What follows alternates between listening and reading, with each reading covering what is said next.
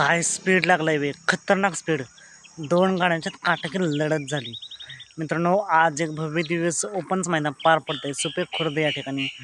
युवा पुरंदर केसरी आणि या मैदानातील गट क्रमांक 37 सुटला. गट क्रमांक 37 होता. 37 मध्ये होता कारुंड एक्सप्रेस चिक्या.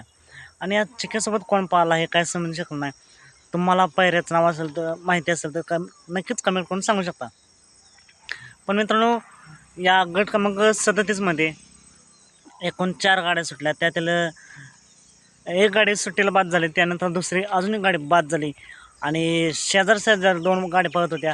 त्या 2 गाड्यांच्यात काटाकीची लढत पाहायला मिळाली. शेवटच्या क्षणाला निकाल नक्की कोणी घेतला? मित्रांनो, शेवटच्या क्षणी निकाल घेतला आहे कारुंड एक्सप्रेस चिक्यानं. नक्कीच तुम्ही गट क्रमांक 37 पाहू शकता, युवा पुरंदर केसरी.